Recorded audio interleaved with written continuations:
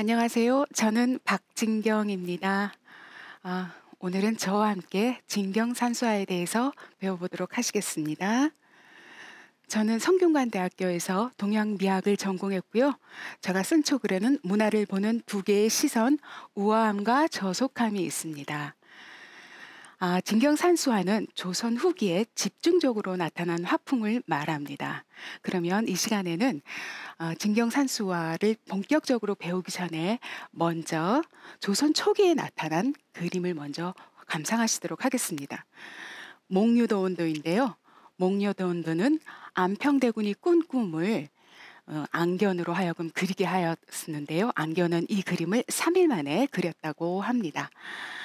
일본 덴리대학교에 지금 소장하고 있습니다. 조금 더 큰 그림으로 보시도록 하시겠습니다. 목류도원도입니다.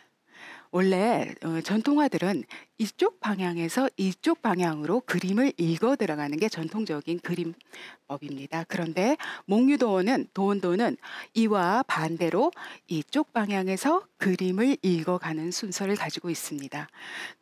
안평대군이 꾼 꿈인 이쪽에서 시작을 합니다. 이 끝에서 이제 여기가 현실 세계입니다.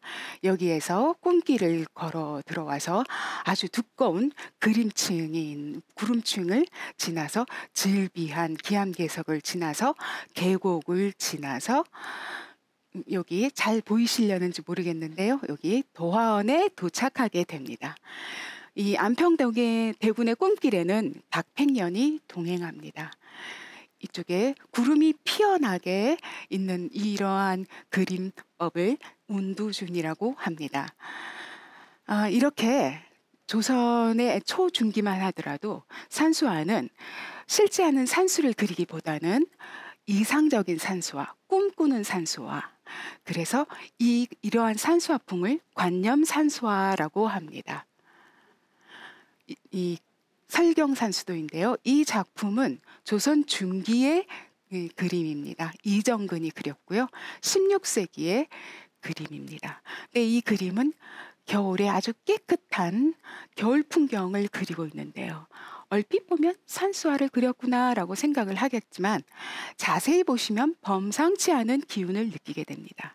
그것은 바로 우뚝 서 있는 저 기암괴석과 같은 산봉우리인데요.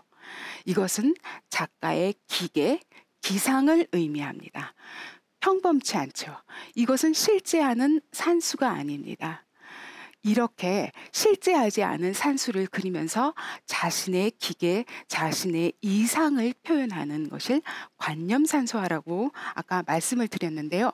관념산수화는 산수화의 전통입니다. 산수화는 전통적으로 대자연의 질서를 담고 있습니다. 대자연의 질서라는 것은 사계가 순행하는 것이고요. 산에 높고 낮음이 있고요. 그 다음에 물이 높은 곳에서 아래로 흐르는 순행의 원리를 말합니다. 그래서 이것은 바로 도를 의미합니다. 그래서 산수는 도를 담고 있습니다. 산수화는 요산요수, 상선약수의 산수를 극찬하는 유가전통과 도가전통과의 이념과 이상을 담고 있기 때문입니다. 그래서 문인들은 전통적인 수양의 한 방법으로 산수화를 그리면서 수양하기도 했고 산수화를 걸어두고 보면서 수양을 하기도 했습니다. 그래서 관념산수화는 문인의 정신, 문인의 기계와 밀접한 관계를 가지고 있습니다. 그런데 이러한 관념산수화풍에 어느 날 새롭게 조선 후기가 되면 새로운 산수화풍이 등장하게 됩니다. 그게 바로 진경산수화풍인데요. 진경산수화는 앞에서 유행한 관념산수화와는 다른 이름으로 그래서 지어진 것입니다. 진경산수화의 뜻을 한번 보겠습니다. 진경산수화, 이렇게 경치경을 쓰기도 하고요. 그다음에 지경경을 쓰기도 합니다.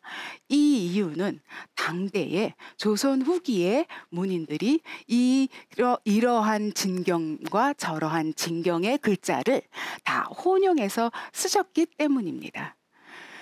그래서 오늘날 우리들은 이렇게 한문으로 쓰지 않고요. 한글로 진경산수화라고 합니다. 왜냐하면 논란이 있기 때문입니다. 이 진경이라는 글자에. 그러면 진경의 의미를 한번 또 보도록 하겠습니다. 진경의 의미. 첫 번째, 진정한 마음을 담은 경치라는 뜻입니다. 진정한 마음, 진정이라는 것은 조선 후기에 문인들이 굉장히 좋아한 개념이었습니다. 자신의 진정을 토로하는 것을 문학의 최고의 가치로 쳤던 것입니다. 그러한 진정의 마음을 담은 경치. 그래서 이것은 바로 주관적인 경치를 의미한다고도 할 수 있겠습니다. 두 번째, 실제하는 경치를 의미합니다. 이것을 우리는 실경산수화라고도 말을 합니다. 진정한 마음을 담은 경치가 주관적인 마음이라면 실제하는 경치를 담은 것은 바로 객관적인 경치를 의미합니다. 세 번째, 참된 경지의 산수입니다. 이것은 앞에서 보신 바와 같이 전통적인 관념 산수화의 전통을 따랐다라고 할 수 있습니다. 그래서 진경산수화란 실제하는 산수에 작가의 그 진정을 담아서 산수의 이상을 표현하고자 하는 그림을 진경산수화풍이라고 말을 합니다. 그러면 진경산수화 발생의 사회적인 배경에 대해서 한번 보도록 하겠습니다. 그 첫 번째가 바로 변화하는 사회인데요. 조선 후기에는 사회 환경과 문화의식의 변화가 급속도로 진행되었습니다. 그 바탕에는 정치력과 경제력을 가진 경화사족의 그 등장인데요. 경화사족이란 서울을 근거지로 삼은 세력을 잡은 사인 계층을 의미합니다. 이러한 경화사족 주변에는 새로운 계층이 또 합류하게 되는데요. 바로 새롭게 부를 축적한 중인층의 합류였습니다. 이렇게 경화사족과 중인층이 합류해서 새로운 문화 의지를 이제 구현할 역량이 구축되었는데요. 이들은 경제 발전에 따른 변화된 생활관과 물질 문화를 긍정하려는 새로운 시대 의식을 담은 그런 새로운 가치관을 요구하게 되었습니다. 이 과정에서 전통을 의미하는 아문화와 새로운 문화를 의미하는 송문화의 융합이 활발하게 일어나서 새로운 문화 토양의 흐름이 마련이 되었는데 이것이 바로 아속 겸비적인 문화 의지라고 합니다. 그러면 무엇이 아문화인지 무엇이 송문화인지 아속의 개념을 한번 보시도록 하겠습니다. 아라는 것은요. 아문화는 발음, 정통성, 모범법, 지배집단, 표준을 의미하기 때문에 보수적이면서 고정되는 특성이 있습니다. 예를 들면 우아라고 우리 하고 다나라고는 표현을 쓰기도 하는데요. 바로 우아의 아, 다나의 아가 아를 의미합니다. 우, 단 이것은 모두 우를 수식하는 말입니다. 아주 뛰어나게 아하다, 단정하게 아하다라는 뜻입니다. 그래서 이것은 전통을 의미하고요. 동양 전통의 이상적 경지 모델을 의미합니다. 그리고 속을 한번 보시도록 하겠습니다. 저속, 천박, 세속, 진부, 주변, 보통, 피지배인 등 대중적이거나 일반을 의미하기 때문에 쉽게 변화해서 새로워지는 특성이 있습니다. 그래서 속은 신생문화를 대변합니다. 이 속은 그래서 감정과 욕망이 드러난 상태이고요. 그래서 개성이 드러나는 장점이 있기도 합니다. 동양 전통에서는요. 상하편속의 문화 전통관이 있었는데요. 아를 높이고 속을 폄하하는 것이 상하편속입니다. 그런데 이 아와 속은 아주 특별한 관계가 있습니다. 아문화는 표준을 의미하므로 시간이 지나면 정형화되고 진부해져서 다시 속으로 전락하게 됩니다. 속문화 또한 점차 세련되어지고 발전되어서 아문화에 흡수하거나 아화가 됩니다. 예를 들면 아한 개념, 아한 문화가 좋다고 해서 너도 나도 다 같이 아 문화를 추종하게 되면 어느새 그 아는 진부해지고 실증이 나서 속으로 전락하게 되는 것이고요. 송문화 또한 처음에 발생했을 때에는 거칠고 노골적이지만 개성을 드러나고 신선한 매력이 있기 때문에 아무나가 섭취해서 새롭게 발전을 시켜내서 아화됩니다. 그래서 아와 속은 대치하기도 하지만 교융하거나 전도되는 특성이 있습니다. 그래서 역사 발전 과정에서는 아와 속이 변증하여 아가 속이 되기도 하고 속이 아가 되는 전도를 거듭하였습니다. 그래서 아와 속은 고정된 것이 아닙니다. 아와 속은 서로 영향을 주고받으며 공유합니다. 이러한 아와 속의 특성을 깨달은 개혁적인 문인들은요, 아와 속을 대치하는 개념으로 보지 않고 아와 속이 공유하는 것으로 보고 아와 속을 융합하여 새로운 문화 발전 기제로 삼고자 했는데요. 그것이 바로 아속 겸비 의식입니다. 아속 겸비의식의 목표는 아문화의 바탕 위에 송문화의 창조성, 다양성, 변화성을 포용하여 새로운 문화 창조 발전의 동력을 삼고자 하는 것입니다. 연암 박지원의 옹고지신 또한 대표적인 아속 겸비적인 사유라고 할 수가 있는데요. 온고, 옛것을 온축하여 지신, 새것을 배워나간다 하라는 것은 전통을 뜻하는 아와 신생문화를 뜻하는 속을 결합하여서 새롭게 발전적으로 나아간다라는 것 뜻과 같기 때문입니다. 진경산수화는 이러한 문화의식에서 비롯되었는데 이전의 산수화풍과는 다른 산수화풍이었으므로 후대에 이러한 하풍을 진경산수화라고 부르게 되었습니다. 자, 두 번째 사회적인 배경으로는요. 전통의 재정비가 요구가 있었습니다. 조선 후기는 국제사회의 변화가 아주 극심하게 일어났는데요. 그것은 바로 명나라와 청나라가 교체함으로 인해서 지배층에 있었던 전통적인 화의간의 혼란이 발생한 것이기 때문입니다. 화의간이라는 것은 중국 중심의 세계 질서관을 의미합니다. 화는 중국을 의미하고요. 이는 중화 주변의 오랑캐를 의미합니다. 중국은 전통적으로 화를 중심으로 이를 보는 세계 질서 인식관을 가지고 있었습니다. 그런데 화에 해당하는 명나라가 이에 해당하는 청나라에 의해서 멸망하니 전도의 이 현상이 벌어지게 되었습니다.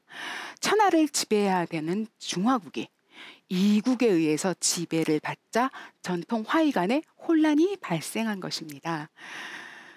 전도된 화의간을 극복하는 과정에서 조선에서는 새로운 사유를 싹 틔우게 되는데요. 그게 바로 소중화 사상입니다. 소중화 사상은 멸망한 명나라를 대신해서 조선이 중화를 이어나가겠다라고 하는 사상입니다. 근데 이렇게 멸망한 명나라를 대신해서 조선이 중화를 이어나가겠다라고 하는 것은 약간의 사대적 사유가 여전히 작동하는 건데요. 그러나 이러한 소중화 사상은 뜻하지 않게 새로운 효과를 발생시킵니다. 그것은 무엇이냐면 민족 자부심과 민족 주체의식을 이끌어내는 역할을 하였던 것입니다. 그래서 화의간의 변화는 중국 중심의 사대적 문화의식에서 벗어나 우리 문화의 정체성에 대해서 관심을 가지게 되었고요. 우리 국토와 우리 역사, 문화에 대해서 애정을 가지거나 자부심으로 발전해서 우리 민족 문화에 내재된 고유성을 재발견하거나 창조성을 띄우게 됩니다. 이것을 연암 박지원은 조선풍이라고 말하였습니다. 이 조선풍은 현재의 K컬처와 비교해서 볼 수도 있는데요. 오늘날 세계적으로 뻗어나가는 K팝, K드라마, K푸드, K뷰티, 그래서 저희가 K컬처라고 하는데요. 이것은 오늘날 우리의 발전에 등에 힘입어서 세계적으로 나가는 반면 조선풍은 조선 내부적으로 이러한 그 열풍이 있었다라고 연상하시면 되겠습니다. 그래서 화이 간의 전도는 아속 간의 전도와 같은 맥락입니다. 역사 과정에서 화와 이, 아와 속은 서로 영향을 주고받으면서 전도되거나 공유하는 역사 과정을 계속 되풀이했습니다. 그래서 이러한 인식에 의해 구축된 아속 겸비의식은 시대의식이 되어서 조선 후기의 문화 발전의 동력이 되었던 것입니다. 진경산수화는 새롭게 창조한 조선화법으로 전통적인 관념 산수화풍 대신에 조선 산수를 입히고 중국풍의 인물 대신에 조선의 인물을 그려서 우리 민족 고유의 미감과 화풍을 창출했다라는 의의를 가질 수가 있습니다. 이러한 진경산수를 가장 먼저 개창하신 분이 공제 윤두서입니다. 공제 윤두서는요, 고산 윤선도의 증산이시고요, 다산 정약용의 외증조이십니다. 공제는 학문적 관심이 아주 다양했는데요. 그러나 당쟁으로 인해서 벼슬 하는 것을 포기하고 낙향하여서 조선 후기 화단을 개혁하는 데 굉장히 몰두하셨습니다. 그래서 진경산수화와 풍속화는 그분에 의해서 개창되었다라고 볼 수가 있겠습니다. 이 초상화는 공제께서 스스로 그리신 자화상이고요. 그리고 우리나라의 최초의 자화상입니다. 이 자화상은 보신 분들이 꽤 많으실 텐데요. 이 자화상은 자신의 어떤 자아의식을 잘 드러냈다라고 볼 수 있습니다. 부릅뜬 눈은 현실을 직시하고요. 그리고 한 올 한 올 살아있는 털끝은 깨어있는 문인정신의 표상이라고 할 수 있겠습니다. 원래 이렇게 그 윤두서가 그림을 그렸을 때에는요, 도포를 입고 계셨습니다. 그런데 이게 시간이 흘러서 탈락하여서 도포는 사라지고 이렇게 공중에 허공에 이 인물이 떠 있는 것처럼 보이는 건데요. 이것은 공제의 어떤 그 아주 강렬한 자의식을 더욱더 인상적으로 보여준다라고 할 수 있겠습니다. 이것은 적외선 촬영했을 때 드러난 사진입니다. 이 그림은 윤두서의 경답 모구도입니다. 이 그림이 바로 진경산수야가 최초로 그려진 그림이라고 볼 수 있는데요. 화면에 자세히 잘 보이실지는 모르겠는데 이렇게 멀리서 보이는 이 산들은 아직 관념산수화풍이 남아있다라고 할 수가 있겠습니다. 그러나 이 그림은 앞에서 보시던 조금 전에 보시던 산수화풍과는 사뭇 다른 화풍을 띠고 있습니다. 바로 조선의 산수를 보여주고 있는데요. 자, 경답 모구도, 밭 갈고 소 키우는 그림입니다. 공제 윤두서는 굉장히 농민들에게 관심이 많으셔서요. 이렇게 항상 관찰하고 일하는 사람들의 그림을 많이 남겼습니다. 여기에 보이면 소치는 목동이 보이고요. 보이시는지 저 잘 모르겠네요. 그다음에 여기에 밭 갈고 있는 농부가 있습니다. 그래서 봄에 조선 산천을 저희가 볼 수가 있겠습니다. 이렇게 윤두서의 최초의 그 진경산수화라고 할 수 있는 그림을 보셨는데요. 진경산수화를 진정한 화목으로 올려놓으신 분은 겸재정선입니다. 겸재는 원래 사대부 집안이었다고 하는데요. 겸재 때에는 집안이 쇠락하여서 중인층에 머물렀습니다. 그런데 겸재는 유학에도 굉장히 밝았고요. 사대부적인 어떤 소양을 갖추고 있었으나 화가로서 이름을 날리게 되었습니다. 나중에는 벼슬도 굉장히 많이 하셨습니다. 자, 겸재정선의 아주 대표적인 작품을 보실 텐데요. 바로 인왕제색도입니다. 인왕제색도는 삼성가에서 국가에 헌납하여서 우리도 이제 쉽게 볼 수가 있습니다. 아마 많은 분들이 직접 가서 관람하신 분들도 있으리라고 생각이 됩니다. 인왕제색도의 글자를 한번 먼저 풀어보겠습니다. 인왕제색도 인왕산의 제색. 제라고 하는 글자는 비가 그쳤다, 비가 개었다 이런 뜻입니다. 색이라는 것은 드러난 현상을 말합니다.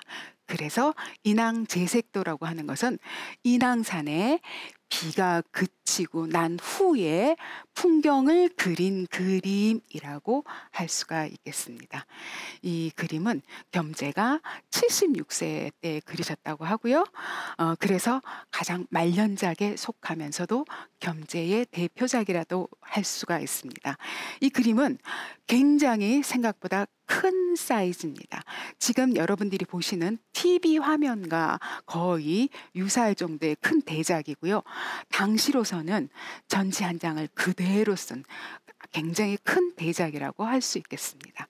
그러면 이제 인왕제색도를 좀 더 가까이 보시겠습니다. 인왕제색도는 실경산수화이기 때문에 위치를 바로 지금 현재 남아있는 장소와 똑같이 비정을 할 수가 있는데요. 맨 끝에 있는 게 범바위입니다. 그리고 우뚝 솟은 게 주봉인 치마바위이고요. 그리고 그 아래는 수성동 계곡이 흐르고 있습니다. 수성동 계곡은 지금 오늘날 저희가 답사를 갈 수 있을 만큼 아주 공원화되었고 잘 보존되어 있는데요. 시간이 나시면 한번 가보시는 것도 좋을 듯합니다. 그리고 이쪽이 기차바위고요. 그 기차바위 밑에 청풍계가 자리하고 있습니다. 겸재는 이 바위산의 육중함을 살리기 위해서 검은 목으로 쓸어내리듯이 여러 번 빗질을 하였는데요. 이 과정을 통해서 비가 개인 아주 수변한 바위산의 모습을, 물먹은 바위산의 모습을 잘 드러냈다라고 할 수 있겠습니다. 그 밑으로 하얗게 여백처럼 보이는데요. 실제로는 이것은 안개의 효과를 나타내는 것입니다. 그래서 검은 산과 밑으로 하얗게 깔려있는 안개의 대비를 통해서 한양산수의 아주 신비로운 아름다움을 보여준다라고 할 수 있겠습니다. 자, 아까 청풍계 큰 그림으로 여기가 청풍계인데요. 이 청풍계를 겸재가 굉장히 좋아한 듯합니다. 왜냐하면 겸재는 청풍계를 여러 작품을 남기셨습니다. 그래서 이렇게 청풍대에 바위들이 이렇게 보이는데요. 안타깝게도 지금은 이 청풍계의 바위들이 어디에 존재하는지 아직 발견하지 못했다고 합니다. 조선의 어떤 소나무, 수목을 아주 겸재 합법으로 잘 그려진 것을 볼 수가 있겠습니다. 이 청풍계가 조금 그래도 멀리서 그려진 청풍계의 그림이라고 하면 다시 새로운 청풍계가 있는데요. 이 청풍계는 청풍계에 앉아서 청풍계 안에서 그림이라고 볼 수가 있겠습니다. 아마도 이 그림은 겸재가 아주 여름날에 비가 후두둑 엄청 많이 쏟아지고 난 다음에 수변한 어떤 산의 느낌을 전달하려고 했던 것 같습니다. 그래서 이 수목들은 굉장히 물기를 머금고 있고요. 촉촉한 도시 한양의 어떤 저택과 산수를 저희가 잘 볼 수가 있다고 하겠습니다. 그래서 앞에서 보신 청풍계, 이 같은 청풍계이지만 이렇게 멀리서 원경으로 보는 청풍계의 느낌, 그리고 다시 청풍계 안에 들어와서 볼 수 있는 청풍계의 느낌, 이 모든 것들을 이 청풍계들을 모두 포함하는 것이 진경산수화를 잘 표현한 작품이라고 할 수 있는 것입니다. 이상으로 오늘 진경산수화 1강을 여러분께 소개를 해드렸는데요. 다음 시간에는 진경산수와 이강을 연결해서 시청해 주시길 부탁드리겠습니다. 다음 시간에는 겸재정선의 본격적인 화풍을 살펴보도록 하겠습니다. 지금까지 시청해 주셔서 감사드리고요. 저는 박진경이었습니다.